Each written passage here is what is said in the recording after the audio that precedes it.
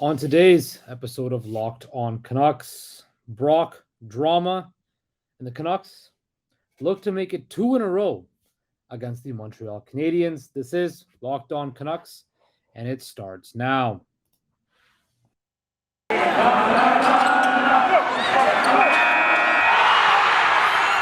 Locked On Canucks, your daily podcast on the Vancouver Canucks. Part of the Locked On Podcast Network, your team every day. What is up, everybody, and welcome to Locked On Canucks, the show that keeps you locked in on all things Vancouver Canucks. Of course, I'm your host, Justin Pooney. You can find me at Twitter, Justin Pooney, with an underscore at the end. That is Justin Pooney with an underscore at the end. You can find me on Instagram at Process Sports.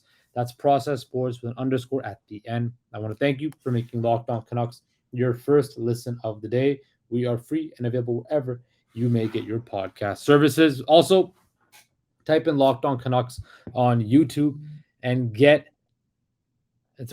smash the subscribe button and check out our content. So a lot has been going on in Canuckland the last little while. The biggest news, of course, that we're going to dive right into, well, the Canucks, of course, playing the Montreal Canadiens tonight. Late start, 7:30 p.m. start, which I know a lot of people are complaining about, but it's not that big of a deal. But let's go to the biggest topic of discussion so far. It's kind of swept over the Canucks land and the NHL world over the last couple days, and that's when on Saturday night before the Canucks game on Hockey Night in Canada, Elliot Friedman kind of dropped a bombshell that Brock Boeser's agent, his agent is now been given permission to explore trade scenarios, but there is no trade to be availed. Now, this, of course, comes after the Vancouver Canucks decided to scratch Brock Boeser. And, on Saturday's game, the day that was Hockey Fights Cancer Night, which was something that's near and dear to Brock Boeser's heart after he lost his father, Duke, last May. Of course, Boeser was a late addition to the lineup because winger Dakota Joshua was not feeling 100% of the morning skate. And it stung, according to Boeser, when he said he saw his name out on the whiteboard. Bruce Boudreau said it was tough love.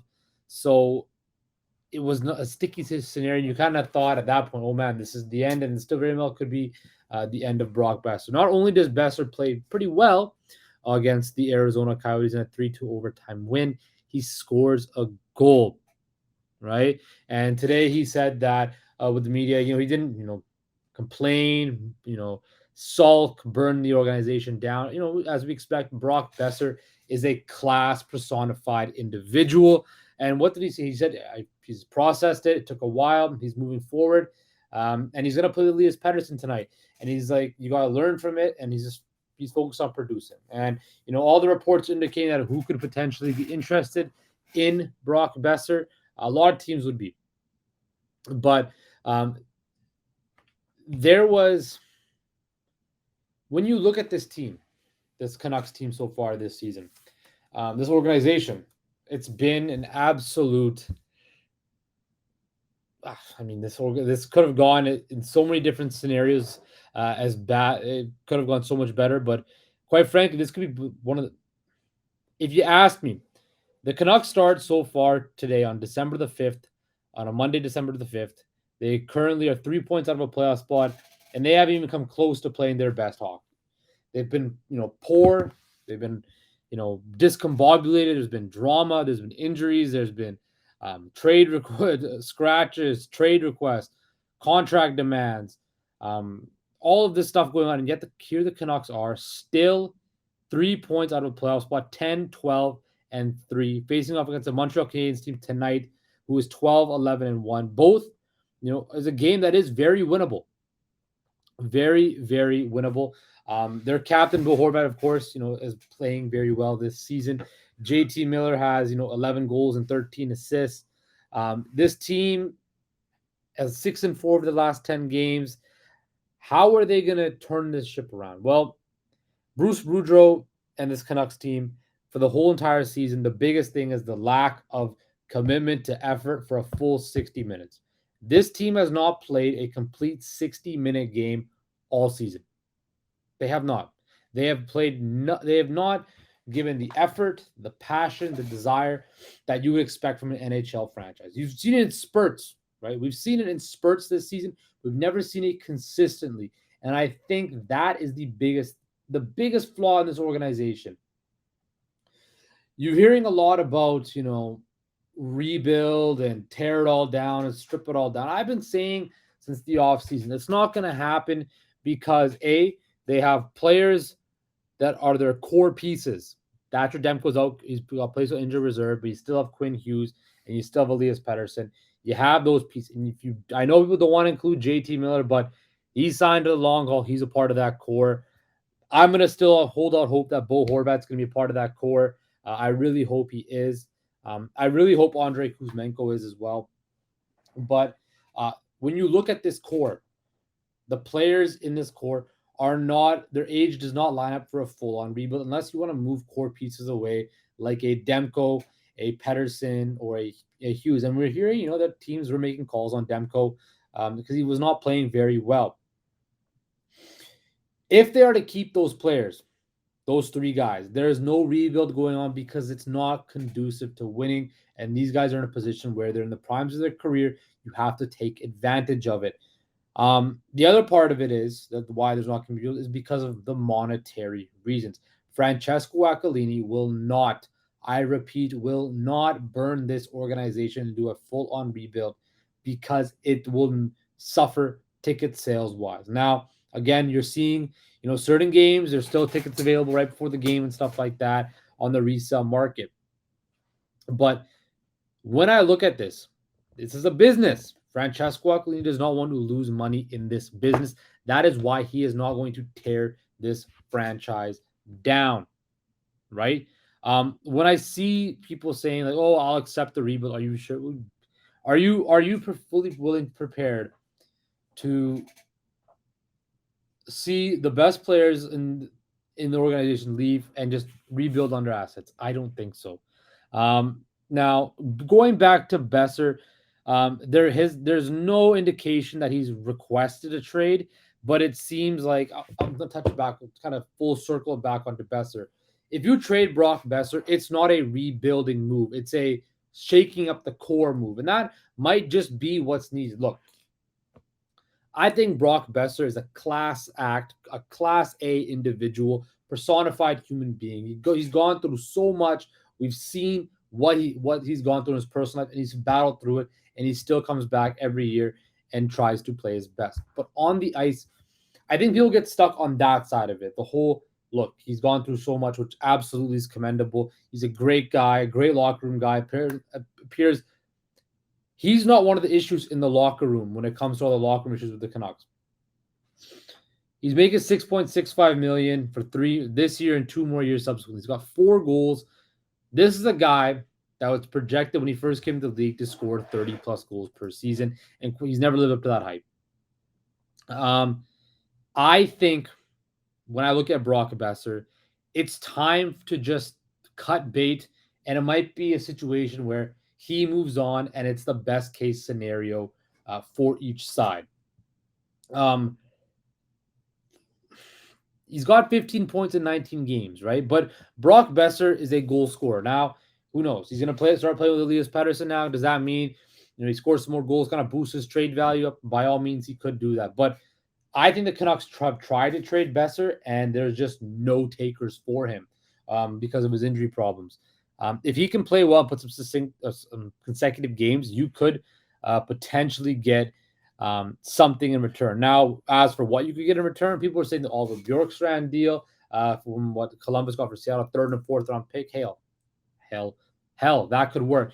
When I look at Brock Boeser, if he moves out the door, that clears a path for you to re-sign Andrei Kuzmenko, a guy who I would, quite frankly, rather keep than Brock Boeser. And I think we all kind of thought that was the end of Brock Boeser when Andrei Kuzmenko came in, but they made it work, and it hasn't worked with the whole entire lineup. So I think you move out Brock Boeser, you can re-sign Kuzmenko, and I'm still holding hope that somehow Bo Horvat gets done. But that's my take on the whole Brock Boeser situation tying into a rebuild. I would deal Brock Boeser if allowed, and it shakes it up. It sends a message but it also gives you something fresh. And I think that's very evident. This organization, this locker room needs something that's fresh because it's stale. And they're hanging on right now, and we'll see what happens, but it's not looking good. And quite frankly, there needs to be a big turnaround if there's any hope of salvaging this season, but it's still salvageable. So that's that. Coming up after the break, I'm going to dive more into tonight's matchup against the Montreal Canadiens, a team that has got some decent pieces that you got to watch out for. But first, I want to talk to you guys about Athletic Greens because they have a product that I use every day. I started taking Athletic Greens because I wanted better gut health and more energy, and I was tired of taking pills, vitamins, and I wanted something that actually tastes great and wanted to see what the hype was all about. So what is this stuff? With one delicious scoop of Athletic Greens, you're absorbing 75 high-quality vitamins, minerals, whole food source superfoods, probiotics, and adaptogens to help you start your day right. This special blend of ingredients supports your gut health, your nervous system, your immune system, your energy, recovery, focus, and aging, all of the things. Like I said, I drink it in the morning, just to have it when I'm having my breakfast, and it tastes amazing. It helps my energy levels up. It's some easy use. Helps with digestion. I know I gave it to recommend to my family and friends, and even they're on it now. It costs you less than $3 a day. You're investing in your health, and it's cheaper than your cold brew habit. It's cheaper than getting all the different supplements yourself. You're investing in all-in-one nutritional insurance. Right now, it's time to reclaim your health and arm your immune system with convenient daily nutrition. It's just one scoop in a cup of water every day. That's it. No need for a million different pills and supplements to look out for your gut health. To make it easy, Athletic Greens is going to give you a free 1-year supply of immune-supporting vitamin D and 5 free travel packs with your first purchase. All you have to do is visit athleticgreens.com/NHL network. Again, that's athleticgreens.com/NHL network to take ownership over your health and pick up the ultimate daily nutritional insurance. Thanks for making Locked On Canucks your first listen today. For your second listen, check out Locked On Sports today. From the games that matter the most to the biggest stories in sports, go beyond the scoreboard, behind the scenes, with local experts and insights only Locked On can provide. Locked On Sports, available on this app, YouTube, and wherever you get your podcast services. Okay, guys, welcome back. Locked On Canucks, the show that keeps you locked in on all things Vancouver Canucks. So, as I mentioned, the Canucks take on the 6th seed in the Atlantic Division, the Montreal Canadiens, tonight at 7:30. The Canadiens take a lot of penalties. They average 12.6 penalty minutes per game. So the Canucks are going to get some opportunities to be on the power play. Now, the Canucks might be one to seek some vengeance after they had that stinker in Montreal last month where they lost 5-2. Remember, they beat Ottawa, and the next night they stunk the bed in Montreal. Kirby Dach has 4 goals and 14 assists for the Canadiens. Cole Caulfield scored 5 times. 5 goals in the last 10 games. Of course, Thatcher Demko is out, along with Travis Dermott still with a concussion, Tanner Pearson, and Tucker Pullman all out. Well, Jonathan Drouin, Carey Price, and Brendan Gallagher, Paul Byron, and Mike Hoffman are all out for the Montreal Canadiens. Sam Montembeault will get in net for the Montreal Canadiens, a 5-2-1 record, a 2.47 goals against average, a 924 save percentage, facing off against 7-2-1 Spencer Martin. Of course, Spencer Martin has a 3.08 goals against average and a 901 save percentage. This is the game the Canucks presumably have to win. Pretty much every game until they get above the playoff bar and get some cushioning is a must win. Vancouver's up more goals. They get Canucks still, the worst ranked defense in the league. Penalty kills 29th. Penalty minutes, they're around the same. So again, when I'm looking at it from just a bird's eye perspective, the Canucks need to win this game. It's It's very evident that this game is something that the Canucks need to win. They have to take advantage of this.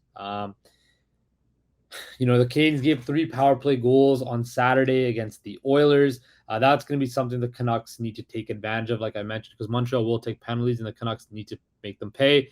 The Canadiens did go 2 for 3 on the power play against the Oilers on Saturday with Nick Suzuki and Arber Xhaka, or as they call him, Wi-Fi, scored the 2 goals. They scored at least 1 power play going through the last 4 games. And this is a struggling power play unit with a 17% success rate. Then Mike Matheson, we all remember him. He's now with the Canadiens. He was one who, of course, injured Elias Pettersson a few years ago back in Florida. So I'm very intrigued to see what goes on. The reports indicate that David Savard is going to be out. So basically, that's the rundown on the Canadiens. We'll see. The Canucks projected lineup is supposed to be Horvat, Miller, Höglander, Mikheyev, Pettersson, Boeser, Kuzmenko, Sheldon Dries, Connor Garland, Oman, Lazar, and Studnicka. And then you got Ethan Bear, OEL, Hughes, Shen, Stillman, Myers, and Spencer Martin. When I look at this lineup, I'm really intrigued to see how Brock Boeser plays with Elias Pettersson, who, of course, has a rich history of playing with Mr. Elias Pettersson for all that time on the Lauder line with JT Miller. I want to see if Brock Boeser can continue this. He played very well on Saturday. You saw the emotion. We talked about the scratch. I want to see if Brock Boeser can finally put a string of games together now that he's healthy, put a string of games together, score some goals, and be a contributor. Did that scratch, wasn't a scratch, but did that scratch really kick him into gear and really push him against the wall? Now, to all those people out there saying, oh, well, they did it on Hockey Fights Cancer Night and it was, Bush League. I'm going to give them Bruce Boudreau the benefit of the doubt when he said he didn't know. I don't think Bruce Boudreau is that type of individual. He even said it's tough love when it came to Brock Boeser. He knows how important Brock Boeser has to be if his team wants to be successful. He wants to keep his job. But I think that ship has sailed with his job. But I'm intrigued to see what Brock Boeser can do now. He's kind of getting promoted to play with Elias Pettersson. So that will be intriguing. I think this is a game the Canucks will win and should win, but we've seen them lose to Montreal before. So that will be intriguing. Now, coming up after this last break, because it's Canucks game day, I'm going to give you guys a few bets you're going to want to keep your eyes on.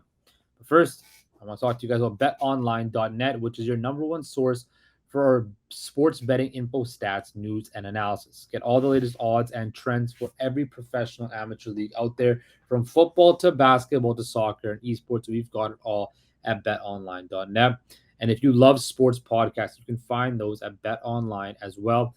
We're always the fastest and easiest way to getting your betting fix. Head to the website today or use your mobile device to learn more. BetOnline, where the game starts.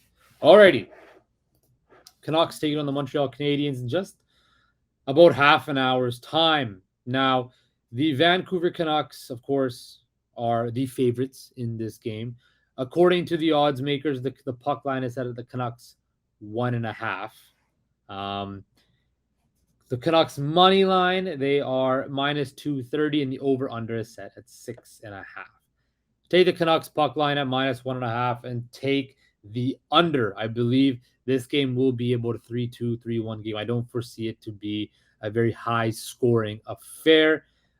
As for player props, if you're looking at players, Bo Horvat is plus 110 to score. Elias Pettersson is as well. Sorry, plus 120. I think I'm actually going to take Brock Boeser at plus 165 to score. I have faith that this will be a game where he wants to prove to everybody that, hey, I'm back. I can get this going. And, hey, I want to see, you're going to see that fire under his belly. And as for the Canadiens, Nick Suzuki, their captain, is a really nice player. I'm really intrigued by him. I think he's a really solid captain. They made a right choice in leadership, and he's got skill, and he can put the puck in the back of the net. So look at Boeser to score for the Canucks and Nick Suzuki to score for the Montreal Canadiens. So that is that. Again, take the Canucks money line, the under, and Boeser and Suzuki to both score. I want to thank you for making Locked On Canucks your first listen of the day. We'll be back tomorrow to recap tonight's game and talk about anything else in the Canuck line. Thank you guys. Stay safe. Take care, and I'll talk to you all tomorrow.